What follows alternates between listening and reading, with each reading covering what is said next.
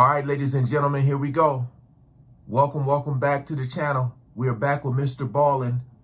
Top 3 stories that sound fake, but are 100% real. Part 5, man. This brother and his amazing storytelling.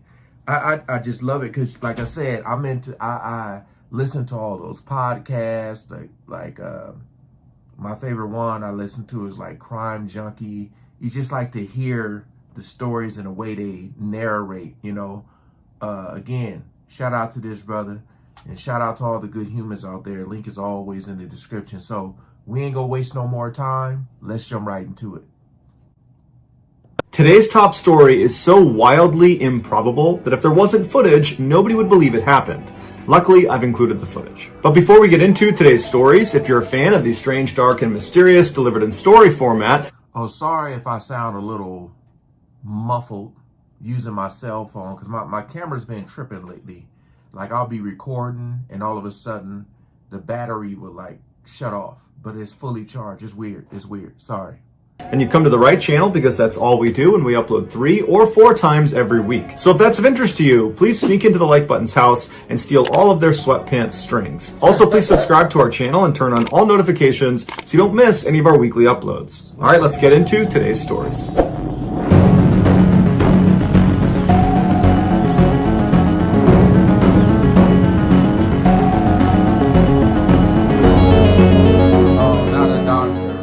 In 1974, Jean-Claude Romand enrolled in medical school in Lyon, France. He was a model student who excelled despite the notoriously brutal course load. In 1980, he married his girlfriend, and shortly after that, they had 2 kids, a boy and a girl. In 1983, he officially became a doctor and landed a great job as a researcher at the World Health Organization in Geneva. His focus was on finding new medicines to treat arteriosclerosis, also known as heart disease. His wife would proudly tell her friends that her husband was a super doctor who worked quietly in a neon-lit lab in Geneva to develop all these incredible treatments. From the outside looking in, Jean-Claude's life looked perfect. But looks can be deceiving. In the early morning hours of Monday, January 11th, 1993, Jean-Claude's best friend, Luc, received a call informing him there had been a terrible accident. In the night, a boiler had caught fire inside of Jean-Claude's house, killing his wife and his children. Jean-Claude had barely escaped alive, but when he got to the hospital, he had slipped into a coma. The 2 men had been friends for nearly 20 years. They were both doctors, they had both gotten married at almost the exact same time, their kids had grown up together, and now Jean-Claude's family had been completely destroyed. Later that day, when Luc arrived at the hospital to see his friend, he was met with 2 policemen standing outside of his room, barring anyone from going inside. And when they realized Luc was his best friend, the policeman said, "Hey, can we actually pull you aside and talk to you about Jean-Claude?" And so Luc was confused, but he walked over and sat at a table with the 2 officers, and they proceeded to tell him that the fire that had killed Jean-Claude's family had not been an accident, and Jean-Claude was not a doctor. Jean-Claude had enrolled in medical school in Lyon back in the 1970s, but he failed to show up for his first-year exam, and without passing that exam, you can't advance in medical school, and so the school allowed him to retake the year. And so Jean-Claude did that for 12 consecutive years. Y'all ever seen, what is it? Is it Dirty John? It kind of remind me of that. All the while, he told his friends and family that he was following normal medical studies, and eventually he told them he had become a doctor. Instead of going to Geneva to discover new medicines for heart disease, Jean-Claude would drive around the border area between France and Switzerland and periodically go to the World Health Organization's Public Information Center and would just walk around the lobby and read pamphlets before going home again. When Jean-Claude went on overseas business trips, he would actually just leave his house, hop on the highway, and stop at a motel, stay there for a couple of days, and then return with gifts. He lived off money from the sale of his student apartment in Lyon that his parents had bought for him. When the money ran out, he asked his friends and family to give him their life savings so he could invest them into these schemes that he knew about because he was a UN employee. Wow. And because he's this very successful, reputable doctor, people agreed and gave him their money. But by late 1992, some of his victims were asking for their money, and he didn't have it. And so some of these people began doing some research on Jean-Claude, and they found his name was not listed on the World Health Organization's staff list. By January of 1993, Jean-Claude knew it was only a matter of time before he was exposed. And to this point, he has been living this lie for almost 20 years. His wife, his kids, his friends, his parents, everybody, he has told that he's the successful doctor, and that's all about to come crashing down. And the way he handles it is he drives to his parents' house and he kills his parents and their dog, and then drives back to his house and kills his family, takes sleeping pills, and then lights the house on fire. But firefighters were able to get to him and pull him out before he could take his own life. And so after he regained his strength, he was taken into custody and he made a confession. He was convicted of murder in 1996 and given a life sentence. But in 2015, he became eligible for parole, and in 2019, he was released. How do you? On September 6, 2006, 51-year-old Susan Kuhnhausen was returning from her job as an emergency... Hold on, man. How do you get eligible for parole after you killed your parents? And see, that right there, that's what I'm saying, man. That is just insane. What the hell? Parole? On September 6, 2006, 51-year-old Susan Kuhnhausen was returning from her job as an emergency room nurse in Portland, Oregon. On the way, she stopped at a hair salon to get her hair dyed. While she waited her turn, she picked up a magazine and a particular quote stood out to her. It said, "I will not live an unlived life. I will not live in fear." At the time, Susan was fighting with her husband, Mike. They had been married for nearly 18 years, and their marriage had become toxic, and Susan had finally gotten the courage up to tell Mike she wanted a divorce, and Mike did not want a divorce. And so they had these bitter, awful fights, and Susan was just looking for things to latch onto, and this type of quote gave her motivation to follow through with this very difficult decision. About an hour later, with her hair now a slightly different color brown, she hopped back in her car and drove the last couple of miles home to her quiet little neighborhood. She pulled into the driveway of her one-story Cape Cod home with their gray picket fence around it. She went in the back door into their mudroom, and right away she saw a note next to the microwave that her husband had left, because at this time they were still living together. And the note just said, "Sue, I've had trouble sleeping. I've gone to the beach. I'll see you in a couple of days." She put the note down and then unlocked the door that led into the house, which was into the kitchen. And as soon as the door opened up, she heard the beeping sound of their security alarm. And then she walked all the way through the house to the front door. She unlocked it, went outside, and then checked their mail, and then went back inside the house. After she got back inside and had shut and locked the front door behind her, she kicked off her shoes and then began walking across the house towards the kitchen. She got about halfway there when she looked over to her left, and she noticed the first floor bedroom that they used as a guest room was really dark. And every morning before she left for work, she would open all the curtains around the house. And so in the evening, the sun would come into the house and it would be nice and bright. And so she's thinking to herself, did I forget to open the curtains in that room? Because it shouldn't be that dark. And as she's staring at the room, a man she didn't recognize walked out from behind the bedroom door and started walking towards her. He was medium height, medium build. He had a hat pulled down over his eyes. He had yellow rubber gloves on, and he was holding a hammer. And he began walking right towards her. For many people, the sight of a stranger inside of your home carrying a hammer would be enough to prompt you to turn around and run out of your house. But not Sue. She had been an emergency room nurse for the past 30 years. And in that time, she had done things like crack open people's ribs to massage their hearts. She had administered IVs and thrashing patients that were suffering from withdrawals. And she and the other nurses she worked with trained regularly in self-defense, because you just never knew what was going to happen in the ER. Right. You needed to be ready to slip chokeholds and defend yourself. And so here Sue was, staring down this intruder in her house with 30 years of preparation for this moment. And so Sue ran at this guy faster than he was coming at her, and it caught him off guard. She figured if she could just get up close to him, the power of the hammer strikes would be less. And so she rams into him, and she's about 5'5" and significantly outweighed him. He's about 5'9", maybe 200 pounds. And so she rams him into the wall. He hits her in the head once with the hammer, but it wasn't enough to subdue her or even knock her down. She barely felt it. And so she's holding on to him and she's screaming at him, "Who are you? What do you want?" Because there was a part of her that thought, this is a burglary. I'll just give you what you want. But the guy didn't say anything. And so Susan grabbed him and pushed even harder against the wall. And the man would say 2 words. It was the only 2 words he said the entire time. And it was, "You're strong." And Susan, when she heard that, it was like an adrenaline rush. She knew this guy was not trying to rob her. He was just trying to kill her. And she thought, no, I'm gonna live. And she managed to wrestle the hammer away from him while pinning him against the wall, and then smashed him in the head 3 times with this hammer before he managed to get it back. But when he reached for the hammer, she grabbed his throat and began choking the life out of him. The man immediately went for his throat to get her hand off of him, so he was not trying to attack her. And Susan realized that she had him on the defensive, and she grabbed tighter and tighter around his throat. She moved her other hand up and really started crushing his windpipe. And then she screamed at him, "I'll call an ambulance if you tell me who sent you."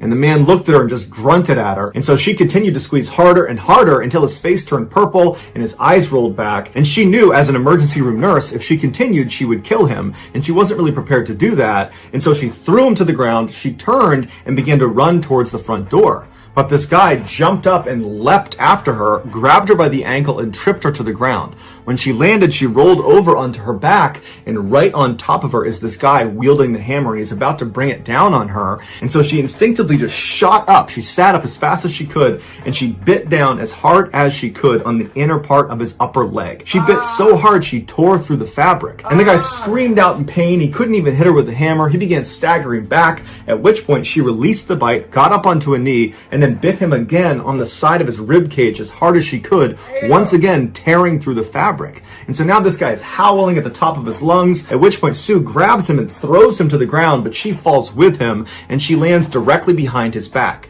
And he's still trying to grab her, and he's got the hammer, and he's trying to hit her. And so she reaches out and puts her arm over his throat and puts him in a wicked chokehold, one that he was not getting out of. And so the guy is trying to fight and get his neck out of the chokehold, but Susan decided that this guy, he's not going to talk, he's not going to tell me what he wants, he's here to kill me, so I'm going to kill him first. And she proceeded to choke him to death. And once he stopped moving, she calmly stood up, looked down, knew he was dead. She grabbed his hammer and then calmly walked out the front door, walked to her neighbor's house, knocked on the door, and then her neighbor comes up and sees Sue. That's what I'm thinking. Like, if this dude is screaming and hollering like that, unless they got some damn, and the neighbors got double pane windows, I'm like, you don't hear this? You know what I mean? Shout out to her, I think. I might be jumping the gun here, but shout out to her.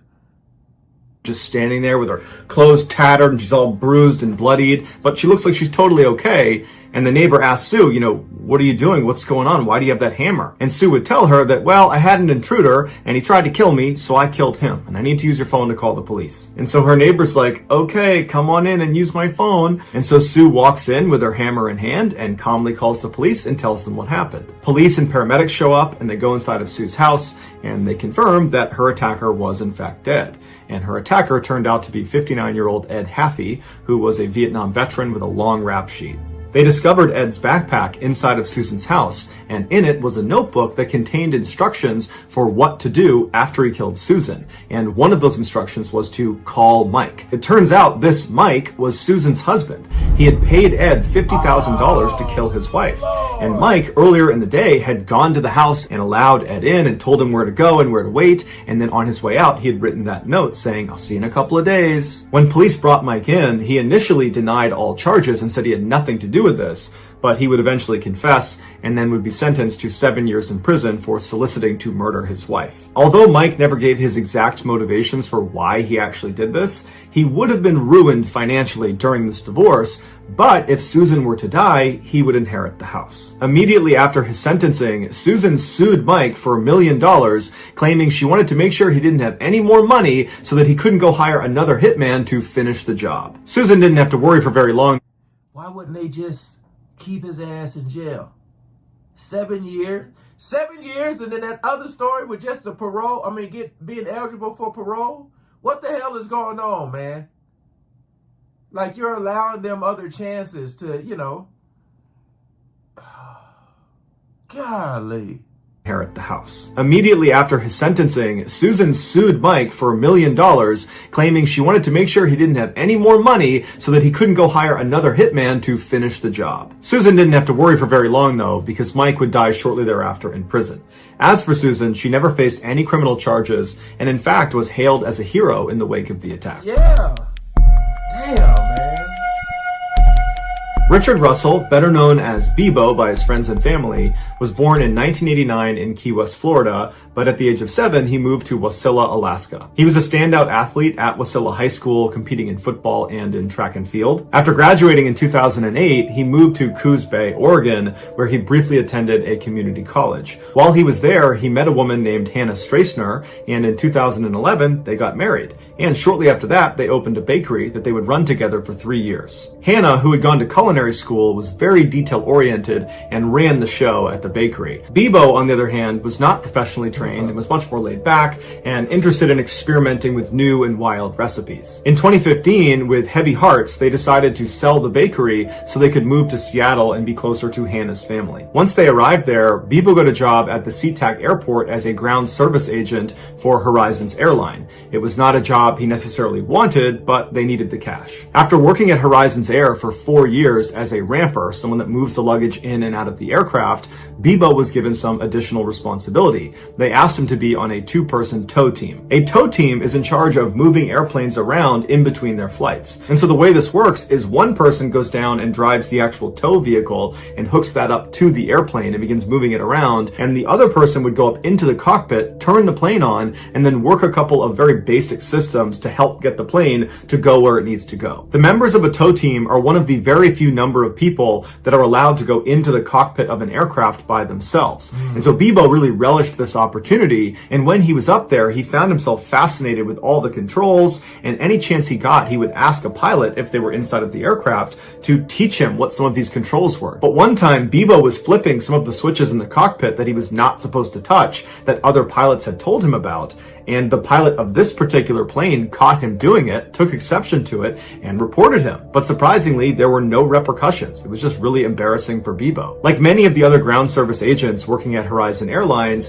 Bebo was generally unhappy with his job. He felt like it was boring, that there wasn't much upward mobility, and that he was criminally underpaid. But there was one redeeming quality of his job, and that was, in virtue of working for an airline, he got all sorts of free airfare. And so not only did he get to fly for free all over the world, he got to fly basically anytime he wanted up to Alaska to visit his hometown and see his family, something that was very important to him. The people that knew Bebo said he had a great sense of humor, he was extremely friendly, and you could always catch him with his head buried in a book. And his co-workers would say he had aspirations to be an officer in the military. And when all those people that knew Bebo the best were asked, why do you think he did what he did on August 10th, 2018, none of them have an answer. On that fateful day at 1:35 p.m. local time, a passenger airplane owned by Horizon Airlines flew into SeaTac Airport where Bebo worked. And so this plane was not scheduled to fly for the rest of the day, so it was taxied to the far north section of the airport to a parking spot called Cargo 1. At 7:15 p.m. that evening, Bebo arrived at Cargo 1 and he climbed inside the empty aircraft and made his way into the cockpit. He followed the startup procedure until the plane was on and the propellers were starting to turn. He hopped out of the plane, got in his tow vehicle, and used it to turn the plane around so its nose was pointed towards the airfield. He moved the tow vehicle out of the way and then climbed back inside the aircraft, shut it behind him, and got in the cockpit and began taxiing out towards the runway. For the next few minutes, air traffic control bombarded Bebo over the radio, asking him, "What are you doing? This is unauthorized movement. You should not be heading towards the runway right now." But Bebo never responded. Instead, he just continued on until he reached the beginning of the runway, at which point, despite having no flight experience, minus some video games and fiddling with some switches in the cockpit while he was in the tow team, he managed to go full throttle and get this plane careening down the runway and successfully took off. But that was nothing compared to what he did next. Over the course of his 1-hour-long flight, he expertly performed backflips and barrel rolls and these huge loops in the sky, dangerous maneuvers that even expert pilots might risk stalling the plane and crashing. But he didn't. It was like he'd been doing this his whole life. Onlookers on the ground were shocked to see this passenger airline performing these ridiculous stunts so low to the ground that all over Seattle, you had people filming this plane and posting it to social media. So in real time, it was like the world was made aware of Bebo up in the sky. And so people went outside and just watched as he flew around. But the real story is not the aerial stunts that Bebo was pulling in the sky. It was the strange, calm conversation that Bebo had with the air traffic controller the whole time he was up in the sky. The extremely professional, very calm air traffic controller tries to convince Bebo that he really needs to come down and land this aircraft. And he begins telling him where he can go, different airfields, and if he needs to, he can land out in the Puget Sound. But Bebo kind of laughs it off and says, you know, I wasn't really ever trying to land this plane. I just wanted to do a couple maneuvers before I put it down. And so as Bebo soared through the sky, this controller tries in vain to convince Bebo to stop what he's doing, and Bebo's just completely ignoring him and cracking jokes with him and telling him how he just loves the scenery up there and how beautiful it is. And then at one point, Bebo becomes remorseful, and he says to the controller that he really hopes he hasn't ruined his day, and he feels really bad for the people that he's inevitably going to hurt. And then in Bebo's most poignant moment, he tells the controller that he's just a broken guy, and he's got a couple of screws loose, and he didn't know it until now. Towards the end of the flight, Bebo tells the controller that he's going to try for one more barrel roll, and if it goes well, he's going to go nose down and call it a night. The controller tries to convince him that it's still possible to try to land, but at this point, Bebo's not listening. At 8:45 p.m., the nose of the plane was seen pointed straight down at the earth. 1 minute later, at 8:46 p.m., Bebo intentionally crashed into a small island off the coast of Seattle. He was the only fatality in the crash. Here is a condensed version of some of the commentary between Bebo and the air traffic controller, along with some of the real footage of him flying the plane. I just kind of want to do a couple maneuvers, see what it can do before I put her down, you know? Approach welcome, final runway 16 right. Welcome. Man, I'm a ground service agent. I don't know what that is. There is the runway just off your right side in about a mile. Do you see that? Yeah, I wouldn't know how to land it. I wasn't really planning on landing it. I got a lot of people that care about me, and it's going to disappoint them to hear that I did this. I would like to apologize to each and every one of them. Just a broken guy. Got a few screws loose, I guess. Never really knew it until now. I think I'm trying to do a barrel roll. And if that goes good, now I'm just going to nose down and call it a night. How Bebo was able to take off and fly around and pull these stunts without any formal training remains a mystery. Some people believe he was planning this for a long time, which is why whenever he was in the cockpit, when he was in the tow team, he would ask pilots to explain the different switches and toggles and how to use them, and he would feign that he was just curious, when in reality he was actually trying to learn how to fly the plane. As for the incredible stunts he was doing, it's believed he did learn those in a video game. But even if this is true, that he learned how to fly a plane by asking a couple questions and playing video games, the chances of it working out and actually successfully taking off and doing what he did are astronomically low. Normal people can't do that. And that's why the internet gave Bebo a new nickname to commemorate the fact that basically no one could have done this but him.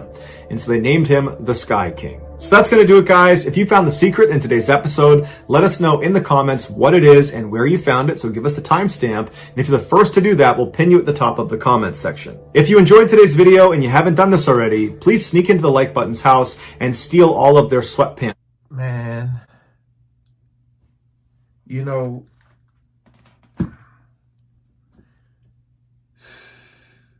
I wonder if, like, since that incident, have people been a little, because it's like if someone comes in talking to the pilot about asking him all these questions and stuff, I mean, your first thought is, you know, they're interested in being a pilot. But these,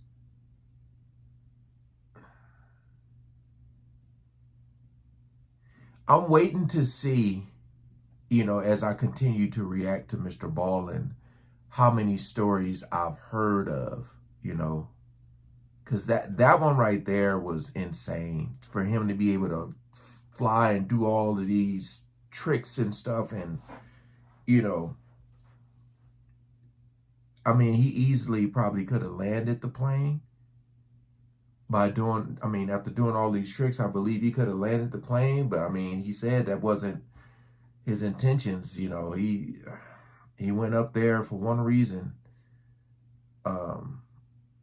But also that Susan story, man. She got lucky. She should have took him out earlier when she had him, when she put a grip. You know, she got really lucky. But she did. But hey, that's going to do it. Again, appreciate y'all coming over and watching these videos. Shout out to Mrballen, man. This brother is amazing. I could listen to him all day long. Appreciate y'all. Peace out.